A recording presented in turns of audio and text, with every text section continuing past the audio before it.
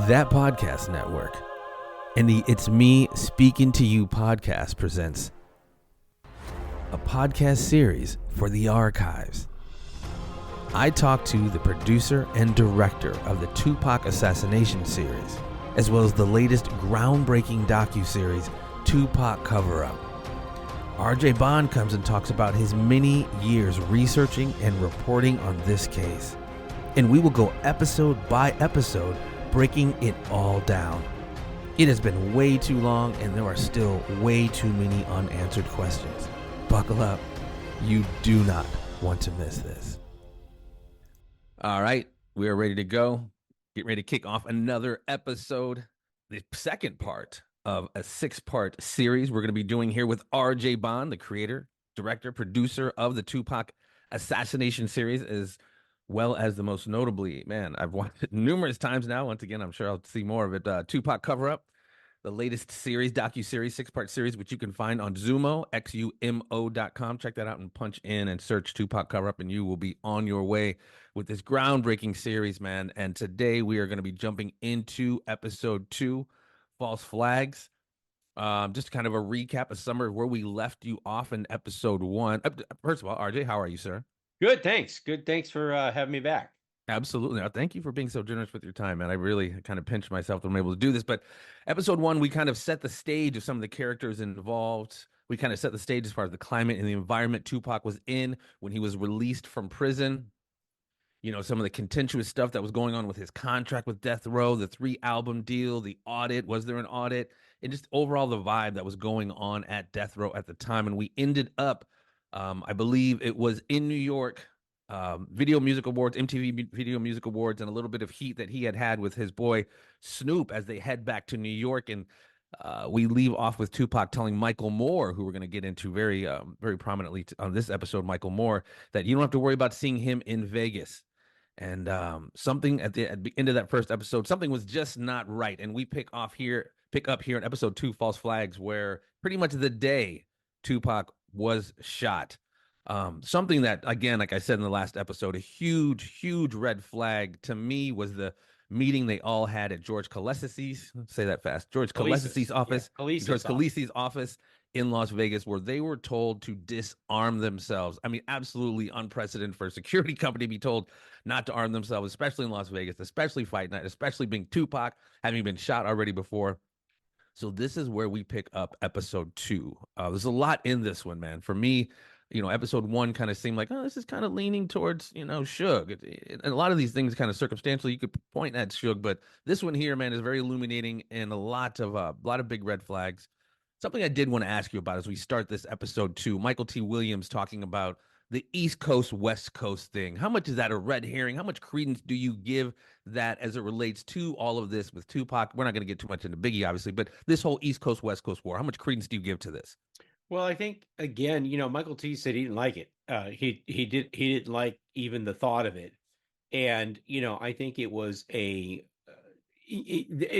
I was just reading an article, even just now in the Diddy case, they're talking, one of the guys who's a witness in the Diddy case is talking about East Coast, West Coast, and how much of it was just kind of a manufactured thing. The consensus is that, you know, the record companies thought it would be a good deal to do, generates controversy, generates, you know, magazine covers. And, you know, I think that there's a lot less to the East Coast, West Coast war than many people, will, you know, lead on about. And the thing about it was, a guy, Michael T, is pretty savvy about these kind of things, you know, in the media. He understands good press, bad press, and he understands publicity stunts. And, Right. and so his disdain for it, I think, has a lot to do with that. Well, and it kind of lends itself to the larger conversation of false flags, because it's like, you know, is it the East Coast, West Coast thing that caused this? Is it some or some get back from Orlando Anderson, et cetera? So a lot of these kind of false flags are kind of carpeting this conversation in this case. But, you know, and me personally, I mean, I don't know definitively what happened that night and everything, but it's definitely not some East Coast, West Coast stuff. And it sounds like it was not some get back for a beatdown at the MGM. And again, this conversation and this episode, man, it's really poignant because it starts out with, not just do we end with that conversation in George Khaleesi's office about disarm yourself. Another layer of this, which creates huge red flags for me as far as the elimination of security for Pac. Again, not only did they get rid of the guns, but getting rid of the comms, the radios was absolutely huge because these guys cannot communicate. And a huge part of this, Frank and Michael Moore are basically on Tupac during the day. And there's a lot of confusion of like who's going to be guarding Tupac. And again, this huge indicator for me in a red flag was Reggie Wright, the head of Right Way Security, was absolutely adamant that Michael Moore, the one who was very resistant about disarming himself, Reggie was adamant about him not being on Pac. Reggie wanted him at Club 662 starting early in the afternoon. What are your thoughts on that, sir? Well, it's a lot to unpack. The one quick fun fact it was that the entire show was going to be actually called False Flags at one point. Mm, And the reason that it wasn't was because not a lot of people actually understand what a false flag is. And we talk about it a lot in the show, but for your listeners at home, a false flag operation is generally it's kind of a military topic, but yeah, it's used to explain when a group of people who are actually responsible for something create a narrative that shifts the blame to another group of people and say those are the people that are responsible. Classic example was when we went to had 9/11 yeah, and we were attacked by a group of people that had nothing to do with Saddam Hussein, but yet and that it was coming out of Afghanistan, but our response was to blame Saddam Hussein, and then we sent the military industrial complex after Saddam Hussein and started this ungodly long war in Iraq, and none of the terrorists that bombed 9/11 were Iraqi. right. So that's a really good example that Virgil Roberts brings up of one red flag or a false flag doing that, and you see that happen a lot in um, big events, and we thought it's interesting the big false flag here being the false narrative that's built from the minute that the shooting happens, that Yeah, there's a narrative that's constructed, and it's largely a false flag. So it was appropriate that we named the episode, but just because people don't generally understand what false flags are, I thought calling the whole show false flag, I think that really sold it short because there's so much more to it than that. False flag is part of a cover up. It's making a bunch of lies to say, oh, I did this because of that, and we did this because of that. Reggie Wright saying that he told Frank Alexander to lie uh, because to tell him that Tupac was going to make a citizen's arrest of yeah. Orlando Anderson. Okay, I thought that was crazy. that's got to be the greatest clip ever. Right. Yeah, Reggie's smart. I'm going to think he's making a citizen's arrest. That's what we're going to do. I don't know the Reggie last knows time. laws, he says. Reggie Yeah, knows law. Reggie know law. Right. And what's interesting is that I'd have to probably go back 75 years to the last time I've ever heard of anybody even thinking about making a citizen's arrest anymore, much less in a circumstance like that where they're trying to invent it backwards. But again, the lies are just flying, Yeah. and they're flying for a number of reasons. The false flags are coming out for a number of reasons. When we start the show, basically Tupac arrives in Vegas. That's kind of the show started. Again, the security meeting that happened the day of, where they're being told don't carry your weapons. They're also being told don't carry your guns. I'm sorry, weapons and guns. No, let's try that again. They're being told to not carry their radios and not carry their guns. And so, but who does that? I Right. mean, what's the point of having a security company? What do you use? Harsh language? What's the Seriously. point? What's the point? What's the point even have security if there's no teeth there? Now, that's not saying that some of the quote unquote homeboy security may not have been themselves armed. Right. There's always that thought. But what makes it so ludicrous that those guards that worked for right way security would be told not to carry any weapons. What makes that ludicrous is that fact that so many of them don't work for right way security, probably be carrying guns anyway. Right. and there's nothing anybody's going to do to convince them not to.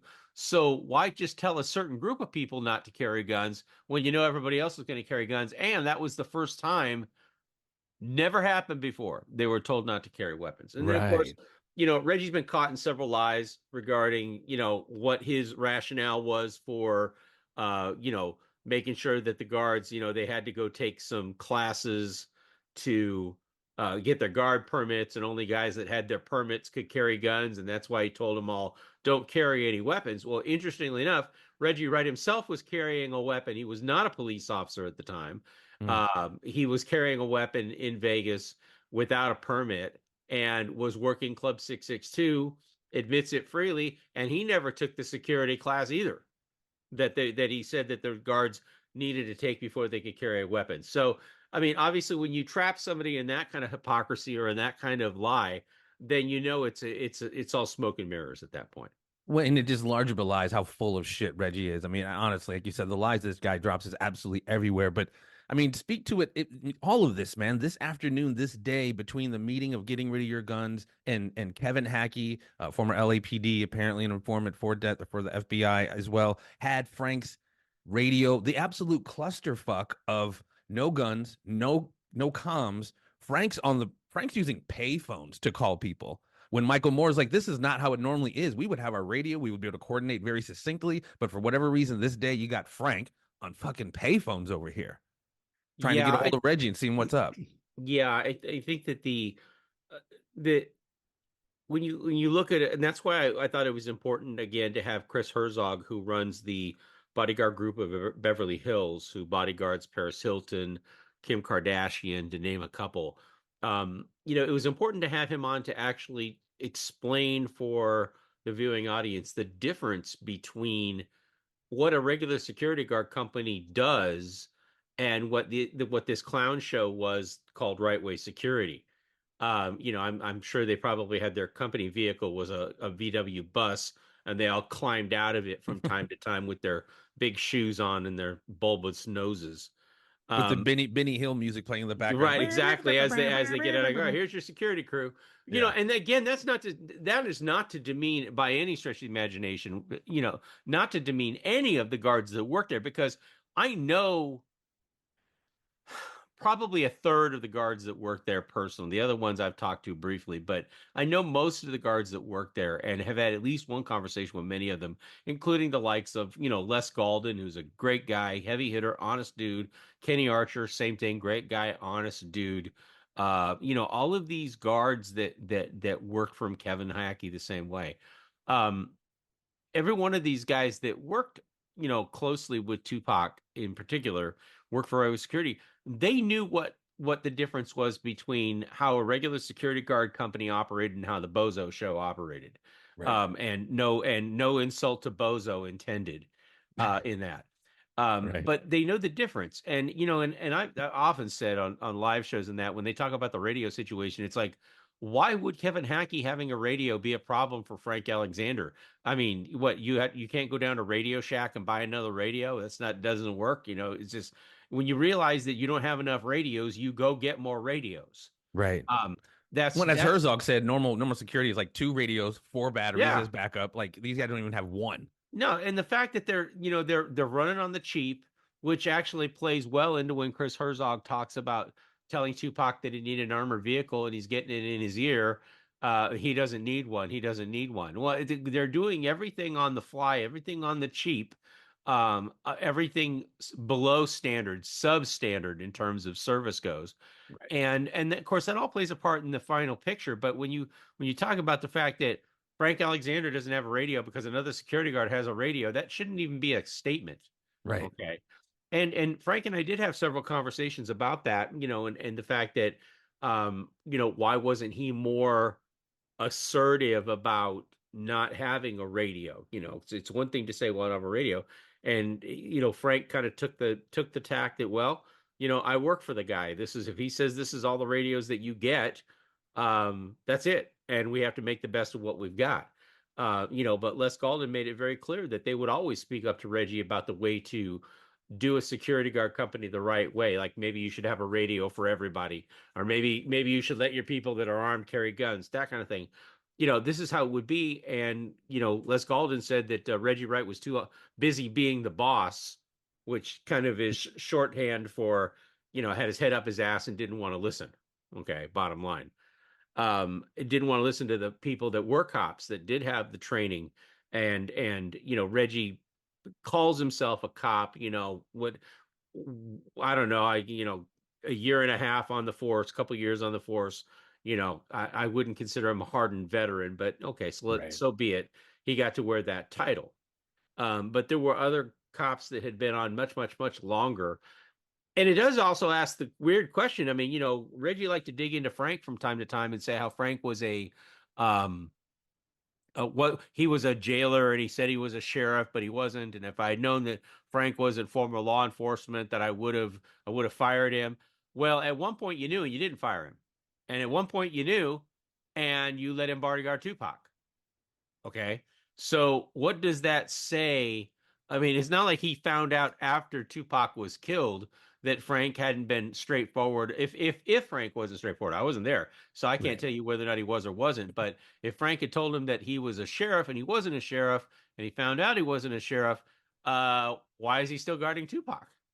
I mean, you let the guy who lied on his application. So obviously you were okay with it.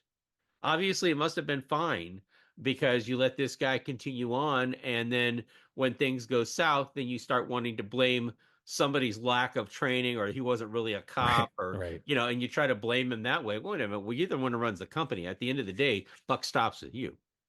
And Tupac specifically said he did want Frank to be his primary security. So I mean, Mhm. and that's the other thing. This again, I go back to this afternoon of September 7th because this was like so mind-boggling to me. Reggie's like knowing Michael Moore's adamant about disarming. Reggie's saying, "Do not be on Tupac." So Michael Moore kind of takes it on himself to defy those orders, if you will, and kind of sticks around that crew as they walk to I forget where exactly we're moving around, but basically, long story short, Michael Moore had defied Reggie's orders to go to Club 662 and kind of hung out around Tupac until later that afternoon and that evening. But it just is I don't know, man. It freaks not freaks me out, but it belies this whole much. It seems to me obvious they're trying to eliminate and make him a soft target between the elimination of the comms and the weapons. It seems obvious, especially seeing what happened later that night. Well, they Those certainly, I mean, there's two ways of looking at it. You could look at it that way, that this was a deliberate attempt to make a hole so that somebody could slip through the hole. I think of football, right, you can either have a really good front line that opens up a hole for your rusher to pass through, and he opens up that hole and the rusher, takes advantage of that hole that's open, or you can just have a bunch of people that don't know what they're doing, and they fall over each other. It creates a hole, and the shooter just takes advantage of that. It's there's an old saying: never attribute to malice or attribute to right. planning to what you can attribute to stupidity. Or incompetence. Yeah, I've heard that. I've Incompetence, yeah, heard that. yeah, But absolutely. this seems too, or not, I would say organized. It just seems too. Sorry, we got some drag racing going on in my front yard here. That's okay. Um, and something as this consternation is going on, all this confusion is going on. Tupac says, "I'm paying for this shit. I'm saying who's going where," and Right. I found that interesting because, to my understanding, Tupac had fired Right Way Security, and I believe David Kenner as well the week before. Is that I can't confirm that. I mean, there is that's out there. I've heard it. That's out there, and I actually had for the longest time. I had the letter firing David Kenner, and the letter that Yasmin Pula sent firing David Kenner, and also another letter that was allegedly sent to Right Way Security firing Right Way Security. When I received both letters, the problem I had with the letter to Right Way Security was that it looked to me at the time like it was just a photocopy of the letter sent to David Kenner. They changed a couple of names in there. Everything mm, else looked identical, and for that reason, I just didn't feel like it might be genuine. Well, that changed when I realized that the way that they had to communicate with each other back in those days was by fax.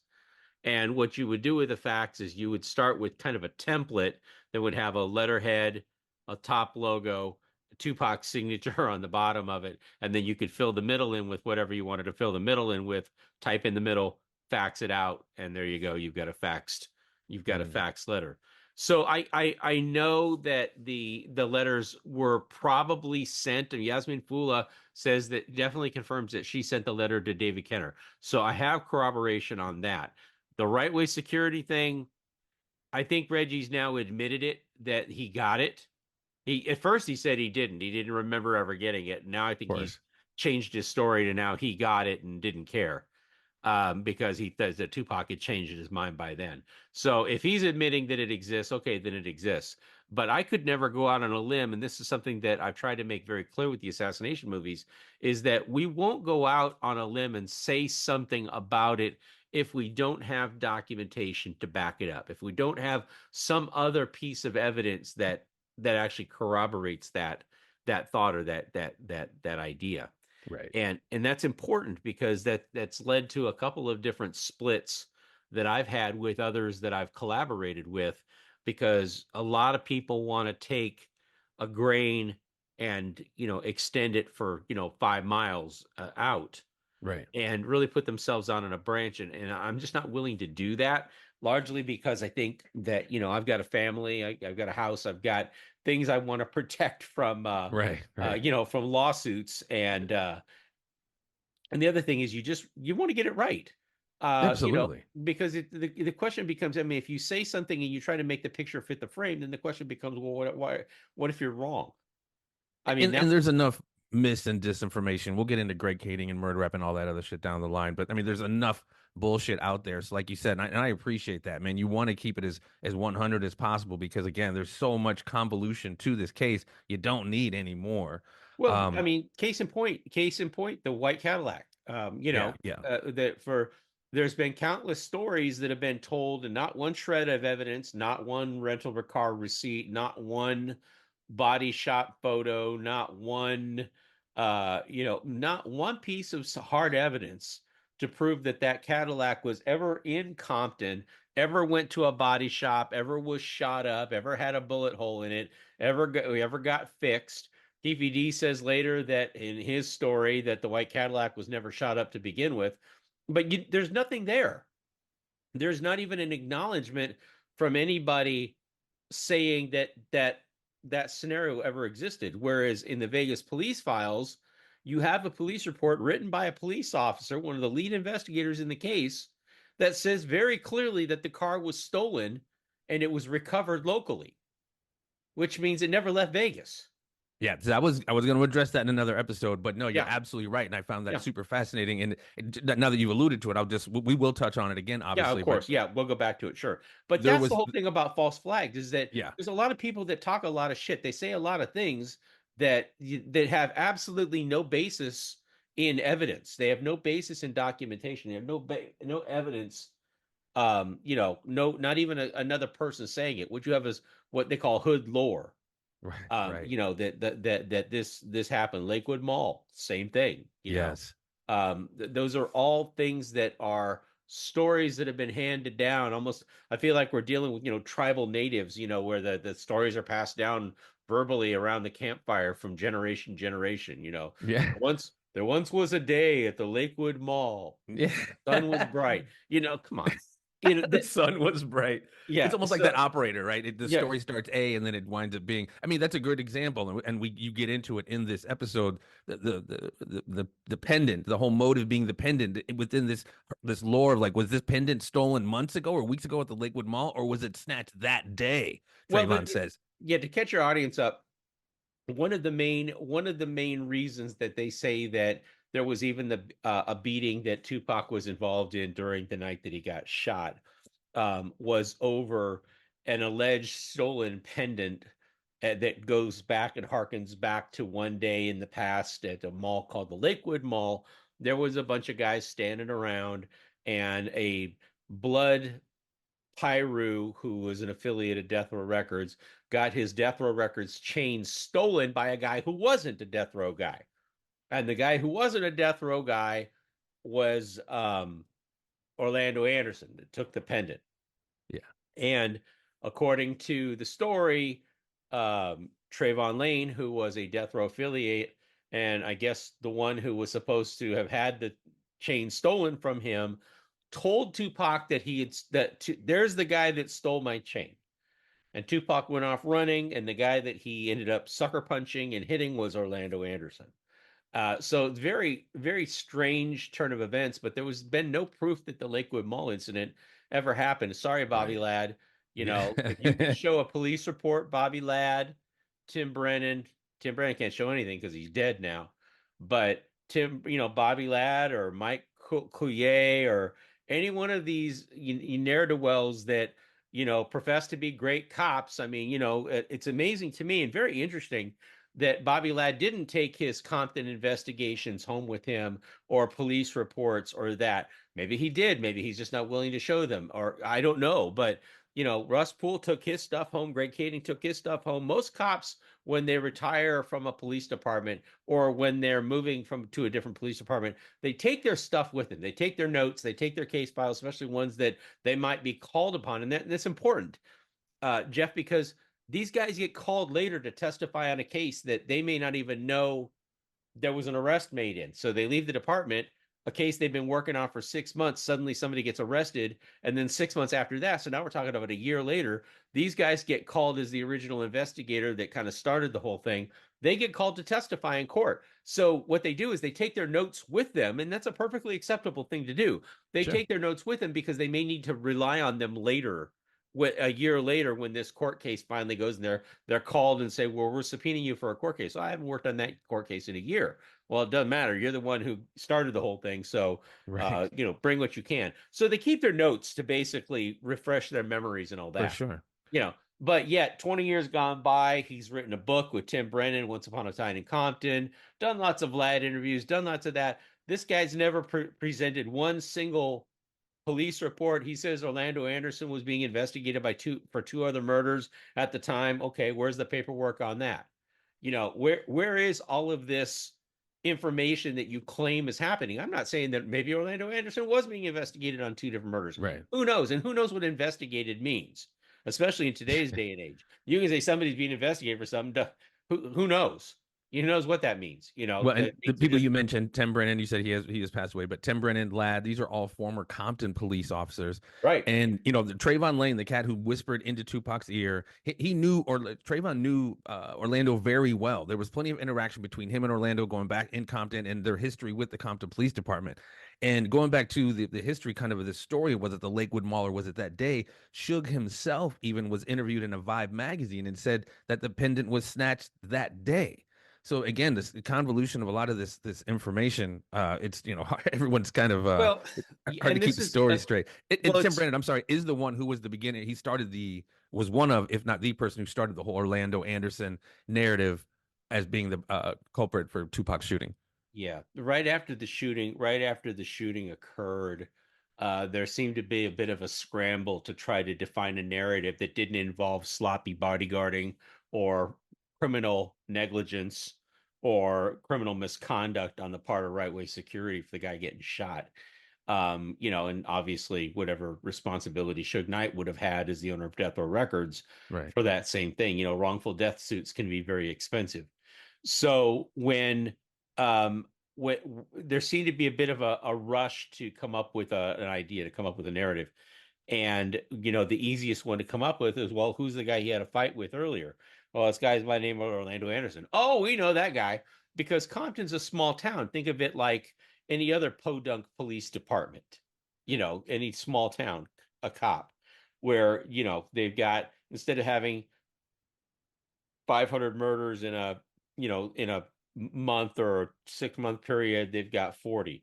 Everything is smaller in scale. Maybe it impacts them harder than it impacts an area like South Central Los Angeles, where there are more cops, more murders, more of everything. And a Sure. small town, obviously something happens in a small town, it becomes much more of a big deal. Compton is still a small town. If you took that mile square city and forklifted it and drove it to Nebraska and popped it down in the middle of a field in Nebraska, you wouldn't see it. It wouldn't It's exist. small. Yeah. Yeah, wouldn't It, exist. And it would be just as big as any other small town Joplin, Missouri, or I can name a bunch on one hand of towns in the Midwest that were Sure. all they were all little towns, small town sheriff, small town police department, couple police cars. Compton was a small town. So all of the people that were there at the time, like Orlando Anderson, the cops knew who they were. They knew they must have watched these kids grow up. Yeah. Okay. Reggie Wright Sr. was on the Compton Police Department long enough to watch Suge grow up. Okay. Watched his own son grow up there. So And knowing he all was the the players there, supervisor of, I'm sorry, but he was the supervisor of Tim Brennan yes, he was, and Bobby Ladd. and Um, Bobby Ladd. and Bobby Ladd. So when they're scrambling to come up with a narrative, then who got beat up? The Orlando Anderson. Oh, we know that guy. He's the guy that shot at us at we were having lunch at McDonald's or Yeah. something, and he shot at us. Yeah. Oh, okay, let's blame him. Yeah, he okay, perfect, asshole. So that was kind It's of not funny. I'm sorry. that's the total depth of thinking that went it into it somewhere like Compton, I mean, in its proximity to other big municipalities, I could see how you could carve out this little fiefdom as your own little, treasure. I mean, Reggie Wright Sr. ran shop, right, was the head of the gang unit, and to speak to the level of corruption that was going down in the Compton Police Department, they shut it down. There is, I mean, that just lets you know pretty it was unprecedented. next level going on there. Yeah, it's pretty unprecedented when a police department gets shut down and taken over by another unit of policing, and that's the sheriff's. The sheriff's department don't believe in because it's not really their job. They don't believe in community policing. Community policing is um, the idea that you know the area that you live in better than anybody else would. And if you're going to be a police officer, it would benefit you and it would benefit the neighborhood as a whole if the people that understand the neighborhood and understand some of the problems in that area, if they're the ones policing it. That's why they call it community policing. The LAPD, they try to do it, but they're just so overwhelmed that they can't. But the idea is that you know how to police your own neighborhood, and you do that and you spend less time putting bad people away than you do actually solving community problems. You think Mm. about the old policeman that would walk down the street and they'd see two people about to get into a fight, and he'd say, go home, you're drunk, or go home and do that, and they would just kind of break it up and the guys would go their own ways and that would be it. Or somebody would say their dog was lost and this police officer would make a note of it, and as he did his beat he would look for that dog, and if the dog showed up 2 blocks down the street he'd take the dog and bring it home. That's community policing. And in the old days in Compton, that was, I'm sure, much of how they thought about it being done. But the sheriffs don't do it like that, and the reason is because a sheriff's job in most governances, most counties, most states, the sheriff's office serves a different function. They're not policemen. Mm-mm. Sheriffs collect taxes. Sheriffs run the county jails. Sheriffs are the bailiffs for the state courts.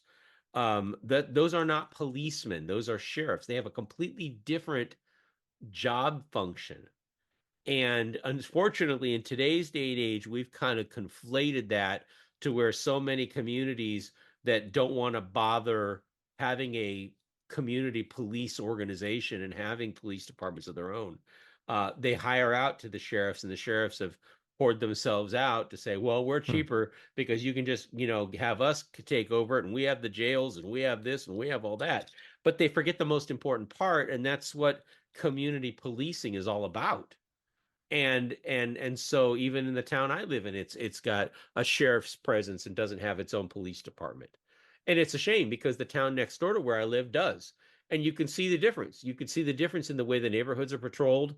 You can Mm. see the difference in the way that the police officers handle incidents. Like they'll know that it's the 15th time that so and so has called on a domestic violence complaint, that there's never been any rationale behind, but they keep doing it every Friday night. The husband gets drunk and they're able to spot those things a lot more frequently and deal with them in a much more efficient way than a sheriff, because sheriff resources are so far stretched to such a wide geographic area. The Right. odds that you're going to get the same sheriff to show up at your house if you call twice in a row one night after another. Next night, you'll get a different sheriff. It's not like that in community policing. Community policing, you have the same officers that are assigned. In fact, the Los Angeles Police Department has in their probation program that you spend the first 18 months of your probation not working at a jail like the sheriffs do, but you actually work in the neighborhood that you grew up in. And the reason being there is because you kind of know where all the back alleys are. When you grow up in that neighborhood, you kind of know where the rough parts of town are.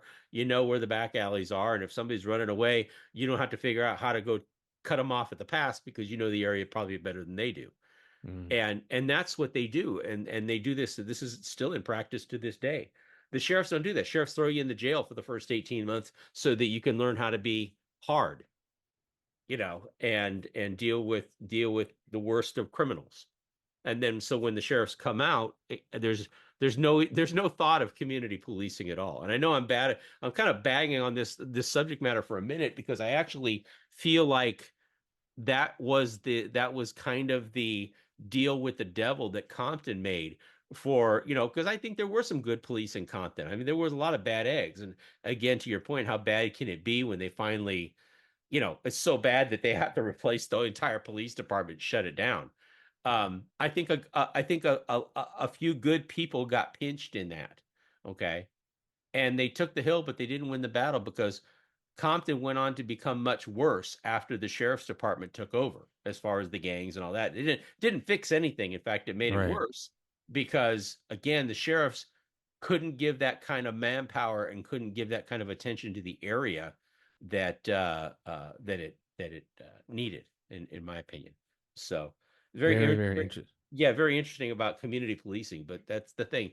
But Compton was bad enough that Yeah. Omar Bradley, the mayor, came in and said, "Nope, we'd rather have the sheriffs in here than how you guys set it up." And unfortunately, the deal that they made there is that they let everybody who was working on the Compton Police Department join the sheriff's department. Okay, with a couple of notable exceptions. Just Tim Brennan. rearranging the seats on the Titanic there. Kind of, yeah. Well, Tim Brennan went on to become a sheriff. He went on to the sheriff's department. Reggie Rice Sr. went to the sheriff's department. Okay. All these guys went to the sheriff's department. One guy didn't go to the sheriff's department, and that was Bobby Ladd. Okay. And he's got his explanation. I've heard other explanations of why he wasn't invited to join the LA Sheriff's Department, why he went to go work for another small town. And maybe one side or the other is true. I don't have an opinion about it one way or another. I just know that I don't understand why he wouldn't just take the layup, join the sheriff's department, still hang out with his buddy, Tim Brennan and Reggie Wright Sr., and still continue to do business as usual in the city of Compton. To So clarify a little bit on Ladd, is that the gentleman who were here in episode 2? He was talking about, and this again belies the corruption, the level of corruption in Compton, where he wouldn't have to go to the FBI to snitch on stuff. The FBI through wiretaps were coming to him to ask him about some of the nefarious no, stuff. that's a different guy, and we don't deal Okay, with him until a bit later. But Arnie Villarreal, okay. who I think was one of the good cops that got pinched in a lot of this. No, Bobby Ladd is a guy you see him with the Santa Claus looking beard. I think in one of interview where he says, "Well, I think it's Orlando Anderson because he's the guy that beat him up at the mall." Oh, okay, there you go. There's your rationale in a nutshell, rationale 101. But Bobby Ladd was a Compton cop. He claims and does lots of videos claiming to be the guy who's figured out who killed Tupac, and it was Orlando Anderson. And why? Well, because he was there. That's about as deep as it gets. Well, and the crux of this episode is the actual night and the deal that goes down itself. Flamingo and Koval, I believe it was. Yeah, After the beatdown, they go back to the Luxor. They change clothes. I'm sorry, they go back to Suge's house as well. They change clothes. And anyway, so they're heading down Las Vegas Boulevard, doing their thing, 15 deep in their entourage. And it goes down. As Frank says, he sees this white Cadillac pulling up. It doesn't seem out of the ordinary because they have a huge entourage and people are kind of like, hey, Tupac, whatever. And then obviously this big arm comes out, unloads however many shots it was, 11, 12, a lot. And Frank was saying, I didn't think, I got out of the car and ran up to the back of the car. By the time I got to the back of the car, they took off, which surprised him because he's like, with the amount of shots that they just got hit with, he thought everybody was dead. right. So Suge does that U-turn right there on Koval, takes off, and it's the deed had been done. And here's this another Michael Moore bringing in another gem here, if you will, because he was with Reggie at the time at Club 662, and he's with Reggie at the time, and he hears on a Nextel radio somebody said, "Got him." And then a Right. couple beats go by, and then somebody comes on and says something to the effect of, "Don't say anything on the radio." Two different voices, as he said, saying "Got him," and then somebody, telling somebody to stop chirping because whatever. Obviously, I have a it's story very. about that. I actually Go have a for it. story about that. Go for it. So Frank told me when, Frank, I didn't do the interview with Michael Moore. That was shot very poorly by a man by the name of Jara Harris. And I say that with specific intent. It was the worst interview I'd seen shot quality wise. And what we know about Michael Moore now and how rare that interview actually is, it's a shame that there wasn't more thought put into it and had it done right to begin with. But I digress. When Frank actually did the interview and he showed me the tape of the interview, one of the things that it was clear in the raw footage, and he mentioned it further to me after we talked, was that when you'll notice it's very interesting that when Michael Moore starts talking to Frank about what he heard over the radio, and what he heard over the radio was "Got him." Actually, what it's that surprised Frank because they got their communications. Michael Moore and Frank got their communications screwed up. Frank was actually talking about the radio in New York where he heard Snoop saying that he didn't have a beef with anybody in New York. So Frank is saying the word radio, and what did you hear over the radio? Michael Moore interpreted the word radio to be the Nextels that they were carrying. So when Michael Moore said what I heard over the radio was "Got him," there's an unbelievable amount of silence afterwards because Frank, that was a shock to Frank when he did the interview because Frank expected Michael Moore to repeat that Snoop had no problem with anybody from New York. What did you hear over the radio was the question. But because Frank asked the question a certain way, Michael Moore brain just jumped to what did I hear over the radio? And Frank was like, what? And so even Frank was stunned by that admission by Michael Moore. And a lot of people think that Michael Moore was put up to say that or was told what to say and all that. I can tell you with absolute certainty, looking at the raw footage, that what Frank was talking about what did you hear over the radio, what Michael Moore said about what did you hear over the radio, were two completely different things, and it stunned Frank because of that admission. And so he had to, well, what do you mean? What radio? Okay, say that again. And Michael Moore, obviously did, and he explained it further. But I thought that was kind of hilarious because so many people say that Michael Moore was put up to it or that he's prompted to say it and all that. No, it came out of the blue, even to the guy who asked him the question. And the only reason Michael Moore answered that question that way was because of the misinterpretation of the word radio. Mm, Isn't that crazy? interesting. Isn't that But I crazy? mean, Yeah. again, whatever the sequence of that was, somebody said that, got Yeah. him. Yep. And it obviously was Absolutely. referring to the shooting. And then somebody comes on another voice he didn't necessarily know, which he interpreted as a Caucasian voice, Right. saying, "Don't say anything else on the radio." And in the sequence of these events, is interesting. In this episode too, Reggie Jr., within minutes of all of this, calls his dad, Reggie Sr., to basically kind of affirm the narrative. Hey, there was a Crip that got beat down and Tupac got shot, which I don't know the subtlety of that conversation, but it's interesting. He calls his dad first. I mean, what's that about? Well, you think you call the police first. Right, What's right, going on? What's happening? They heard something over the radio. Now, I mean, he may have had a brief conversation with a police officer. I don't think so because in one of his many statements about it, it's kind of hard to pick and choose what's true and what's not. Reggie says that the cars were going, in his words, code 4 down or code 3 down the street towards downtown Vegas, or towards the Strip. Downtown Vegas now is a different part of the Strip, Vegas, but that these cars were just going full batshit crazy going towards where the shooting happened. And he was at Club 6 and he said he had no idea what was going on. And somebody actually told him, but whoever told him wasn't a cop. So I would have thought the first person he would have gotten on the phone with would have been Vegas Metro and right. say, I'm the head of security for Death Row Records. I'm hearing that one of my artists got shot. What the hell's going on? Okay. There's a hole in the story that I haven't ever Yeah. said, and you're going to get a scoop on this hole in the story, and it's for your listeners to ponder. The Reggie says that he got in a car with George Kalisis, the same attorney who was the one who told him not to carry any guns in Vegas, Right. and was at Club 662, apparently indulging his hip hop get up or whatever. I mean, he was there because he wanted to sell the club and wanted to sell the liquor license, and so he was. I guess he was there to make sure nothing happened. I don't know. That's sketchy anyway as to why Kalisis was even there in the first place. But at the end of the day, though, what makes it more interesting is how Kalisis and Wright knew where to go. There are two hospitals in Las Vegas. There's UCI Hospital there, and then there's Sunset Hospital. There's two ERs. How did they know where to go?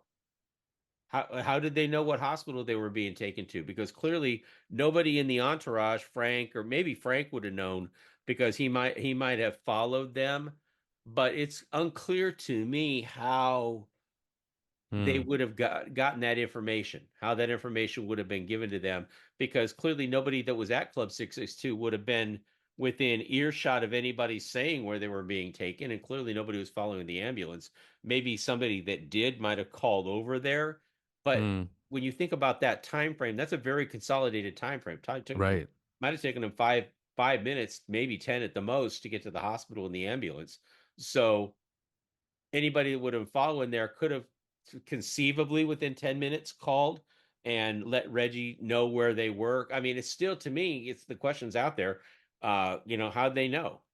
How did he get Kalisis together, and how did he know, and how did they know what hospital to go to uh, to get that done? But again, why wasn't his first call to the police? Right. Well, I'm the and head of again, death row security. What's going on? and it cannot be understated. I was going to ask you about this, and obviously you broke the news before I could ask you. But again, this George Kalesis, the lawyer whose office they had the meeting in to disarm them, is the same cat Reggie drives to the hospital with to after the shooting. Like, Right. it's With huge red Michael flag. Moore. With Michael Moore. With Michael Moore, yes, because Yeah, Michael Moore with said he Michael was there. Moore. Yeah, and see, So, this is all the circumstantial stuff that it's not definitive. You kind of just have to. I don't know. It's again very circumstantial. George Kalesis does this disarming the comms and all this other crap, and right after this happened, Reggie Jr. calls his dad, Reggie Senior, who supervises this Brennan guy, who is the progenitor of this Orlando theory. I mean, again, all very circumstantial, but it's like, damn, man, the picture is starting to become a little bit more clear as you synthesize through all of this information. And this is kind of why I'm off, not off track, but when people are like, oh, Puffy, I'm like, you have no idea. Puffy, no, stop talking. It has nothing to do with Sean Combs. But anyway, um, well, it seems to be what's getting the attention these days. yeah, and I think that's Yeah, partially just because of Keefe's arrest and et right. cetera. And we can touch on that down the line. But I think that there are a couple things about this show that I thought made it stand out. Each show's got its own reason for existing and its own reason for standing out. And the first one was that we did an animation, a CG animation of the shooting itself. And we played it a couple of times because I thought it was worth understanding the emotional impact, but then breaking it down constructively to say who was where and who was in what cars and all that. And it gave me a very unique insight because, obviously no one can afford, unless you got a $50 million budget, to go shut down an intersection in Las Vegas and do shooting to recreate right, a shooting sequence. Okay. And especially to do it on location at the exact spot that it happened. A right, lot of money, millions of dollars. So, we did the next best thing, and that was we called the visual effects guys that work for J.J. Abrams at Bad Robot, and nice, we hired them to literally build the intersection from the ground floor up. So every street light, every gas station pump, every traffic signal, the various street lighting, all that, they recreated all of that in a virtual environment and gave me a camera, which they call a virtual camera, that I could literally set once, especially once we got the animation of the cars down and the timing of when the cars, drove up and took off and when that car took off. All of that plays out in real time. They just give me a camera that says you can put the camera literally anywhere you want to put it in our world, If you want to stick it shining down from the top of the traffic signal or from the ground floor up or from behind a tire, it doesn't matter. You can put the camera anywhere. The everything will happen exactly the way it's supposed to, but you can just shoot it from any angle you want to shoot it from. And what an amazing experience that was, because I could look through a computer monitor, kind of a lens, if you will, and literally put the camera and say, well, and there's one shot in there that I've gotten so many compliments on, is the actual where the shooter's arm comes out and does the shooting into the Yeah. car, and the BMW kind of bucks backwards a little bit because people are, jumping around in the car. Um, that was taken from basically Frank Alexander's point of view. And I literally could have put the camera where Frank Alexander's physical head would have been. The problem was is that the windshield was blocking part of the shot, and that was telling all by itself. When you have God's eye view of an accident scene, and you're reconstructing the accident, you can look at it from any angle you want to look at it from. Right. You can sit there and say, well, you know what? Now I understand why Frank didn't see everything. Look, I just put the camera right where his head was, and I can't see everything. That's why it's the camera sits outside the car, because it's at Frank's same height and same focal length. It just sits Right. outside the window, the driver's side window, to show that happening. And another little fun fact, that's actually my arm that's doing the shooting there, in that Is it really? in that shot. Yeah. What they had the cars all set and everything was all, because they're all models, they're all CG models. One, like there was a Cadillac that we were, stuck in, it was all CG models. But they Right. said, well, we don't have a shooter's arm and we don't have a shooter's gun.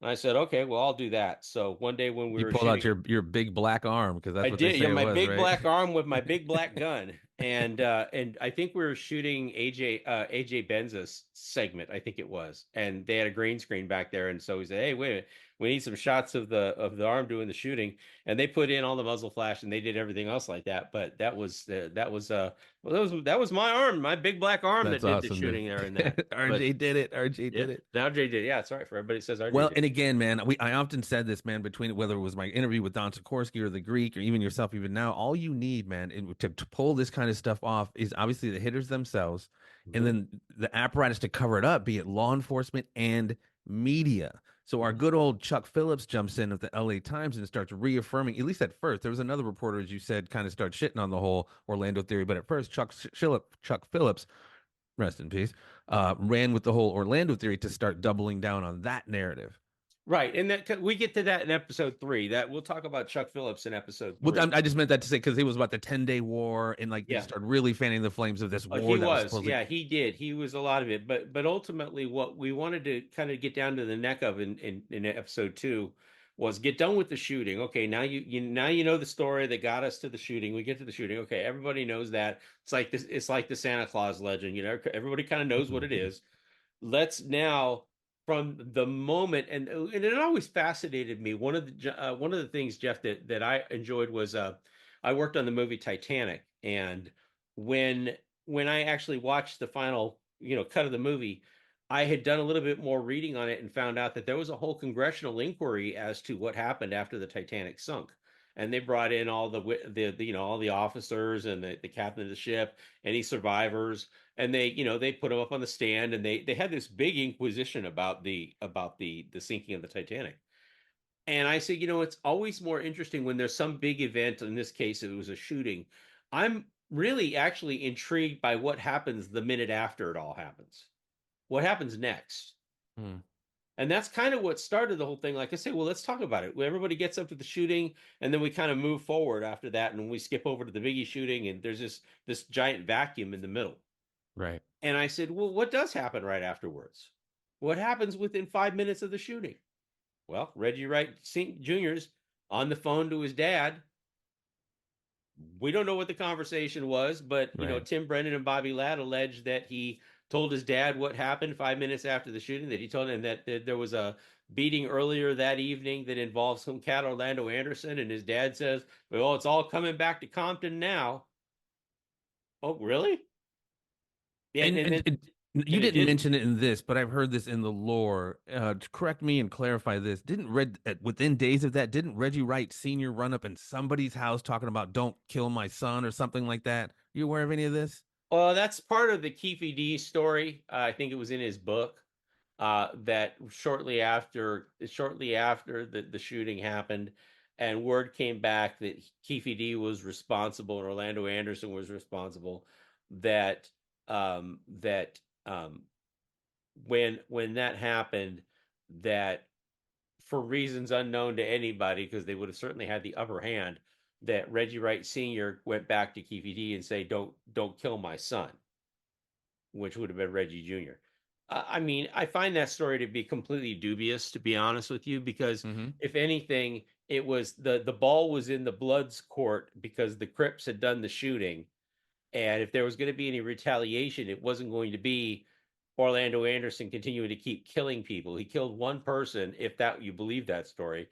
He killed Right. one person out of an act of vengeance. And why would he kill the guy who supposedly hired him if Reggie's the one who did it or put And him if up to Reggie it? had nothing to do with it and it wasn't the act of vengeance and Reggie wasn't Right, right. involved with the shooting, then why would he come up and why would he kill him? So that story just seems like bravado, false bravado on the part of Keefe D. Okay. Honestly. But I will, and I will say that much. Now, from the fact that there was already this advocacy for Orlando Anderson being the guy with absolutely nothing behind it. Okay. And we're talking about, I mean, I've seen presidential campaigns with less energy and less zeal to go plead a case and go push a narrative on another police department than you didn't just have Brennan and you had Ladd and you had Mike Coette from the LA County Sheriff's Department who was a buddy of theirs. You got all these guys that are trying to convince Vegas that Orlando Anderson is the guy. Yet you find out, Orlando Anderson drives back to Vegas and he drives around for a year and a half with nothing happening to him. Right. In which the story that night he dislocated his shoulder. You had read in you.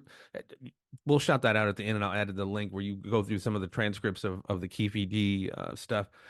Supposedly, Orlando had said, "My arm hurts. I feel like my arm's broke." Was Well, he in the hospital? Supposedly, Orlando was in the hospital getting treated for this dislocated shoulder during the shooting. Is that timeline? Clear up that timeline if you can. it's hard to clear up that timeline because it depends on who you ask. There is a record in the Las Vegas Metropolitan Police Department files where they requested the medical records from Sunrise Hospital. That was the other hospital besides UCI, the one that Suge and Tupac went to, that they were requesting Orlando Anderson's medical records from Sunset Hospital. Okay, so Keefe D does make a statement that at some point Orlando Anderson was wearing a sling. Keefe D says that Orlando Anderson was crying and complaining the entire time about his shoulder hurting him. Keefe D's son actually says that the family, the Davis family, has a kind of a genetic defect, if you will, that they have a bad time with their shoulders coming out of socket, that their shoulders at the slightest bump or the slightest thing, and they know that because several of his family plays football, that they're predisposed to shoulder injuries when the shoulder and the shoulder coming out of socket. So when And Orlando Orlando Anderson, again is Keefe's nephew. Keefe D's nephew, correct. And when Orlando Anderson was at the MGM and was being stomped by these guys, he was face down on the ground at the MGM, and he was clutching and holding on to his shoulder when it happened. You can see that in the video. Hmm. And so the fact that his shoulder was hurt, obviously the Vegas Police Department files, they've corroborated the fact that at some point he went to Sunset Hospital. The question is just when, because I had several people feedback that on our lives chats that have had shoulder injuries before. I've had a shoulder injury before. I've had my shoulder dislocated. The idea of picking up a fork, much less picking up a 6 or 7 pound gun and shooting it with any kind of reasonability or any kind of accuracy is that's a pipe dream. Yeah. Okay, it just, if your shoulder is that screwed up, you're not going to be able to execute what they claim he did. Now, if Even if you that wasn't his shooter's hand, or your arm's still messed up, you're not going to be pulling off shots like they. I mean, you see well, the grouping in the car. That was a hit. exactly, yeah, Yeah. exactly. And again, according to Keith Davis' crazy story, Orlando Anderson wasn't even sitting on the side facing the car. Orlando Anderson was sitting in the passenger side of the car. So he had to crawl across the 310-pound guy, Big Dre, crawl across the fat guy to get out to the window to reach his arm out, either one, to get the gunshot, to get the shots off. Okay. Yeah. Just completely implausible. And when you break it down, it defies all logic. But even again, but the bigger question becomes, did he go to the hospital before the shooting? Right. I mean, I go back to that article in was it Billboard, or I think it was Vibe actually, that they actually timed out how long it would take after the shooting or after the being at the MGM for Orlando Anderson to actually get to the shooting on time to actually do the shooting when it happened. Right. And they came up with it that Orlando Anderson would have been a half hour late for the shooting. Okay. Yeah. He could not have gotten there in that time to be there to be the shooter. And they published it. I mean, they went to press with it. Clear as day went to the story with that. So you have that aspect of it, them saying, it couldn't happen. We did our own later on, and when we did Battle for Compton, we did our own. I think we came back with that was very generous. Orlando Anderson was probably an hour and a half late for the shooting, uh, in his own. So, but the reason I say all that is because the other alternative is if he went to the hospital before the shooting, well, then there's no way, if you know anything about emergency rooms, there is no way he'd have been there for the shooting. If he'd gone No. to the emergency room, he's going to be there all night. Right. Okay. Because he has a low level injury. He's not bleeding out the ear. He doesn't have a level 1 trauma. Yes, he'd gotten beat up, but he wasn't like he was in a car accident and his arm was half hanging off. Those are Right. the kind of things that emergency rooms deal with immediately. And you're talking about a fight night. You're talking about crowds out the wazoo, one of the Yes. busiest nights in all of Vegas, weeks. That's the night. So that emergency room is going to be crowded. It's going to be packed. So if you're going to go to the emergency room, you can expect to be in the emergency room for hours before you get seen. So the idea that if he went to the emergency room before the shooting, he didn't get out in time to get to the shooting. Right. Okay. In Keefe D's story, he went after the shooting, but he's also very vague on, when he went and how long he was there for. Because the same time would have been, if he had gone there at 1 o'clock in the morning, he wouldn't have been out till 6, 7 o'clock in the morning. Okay. So I mean, not to say it sucks to be Keefe, but I've heard all. I mean, to have listening to this cat trying to keep his story straight yeah, it's a after all mess. the interviews. It's actually kind of comical, but it's It is. unfortunately the implications are really huge. But it's just it just defies logic to hear him just fucking snitch on himself over and over again, and then just like what you've done with reading the transcripts from the lies are everywhere, and you have to be almost a savant like me and a lot of these guys to really be into it to know how much bullshit and fuckery is going on with all of this. But as it's interesting because as you were saying, the LA was trying to push and Compton was trying to push this Orlando Anderson to Las Vegas. They weren't even hearing it, and so episode 2 ends with, since they can't make the Tupac thing stick with Orlando, they're gonna try to make it stick with Big. Yeah. They Orlando try to blame, Orlando they hitting try, Big. yeah, they're going to hang Orlando Anderson for the shooting of Biggie Smalls. Go figure. Wow. So Yeah. this is how we end episode 2, ladies and gentlemen. Thank you so much for peeping out this breakdown. Man, if you haven't noticed, man, there is so much to this, and I'm doing my best to kind of keep it concise with each episode because there is a lot of stuff to unpack here. As you said in the beginning, there's just a lot to unpack, and we're doing a good job. I'm doing a good job in trying to keep everything on the tracks. But I hope you guys are watching the series, the docu-series Tupac cover up. Go to Zumo, XUMO, and then search Tupac. I will put the link in the description here. But Thank you. RJ, I appreciate your time, my friend. Always, and we'll pick it up. We'll pick it up next time with episode 3. And again, I would always say too. In addition, obviously, you can put the link down how to get a hold of Jeff and his show. Rjbondwhatiknow at outlook.com is my email address for the show. If you have any questions, I do answer my emails. I look at them, I answer them. I'm pretty good about that.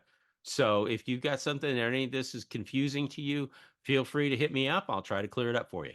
Absolutely. And I will add his YouTube page as well. Add, like, and subscribe when he goes live because he's breaking some stuff down as well. RJ, thank you so much. And peace and so much love, guys. Until next time. Holla. Appreciate you all. Thank you so much.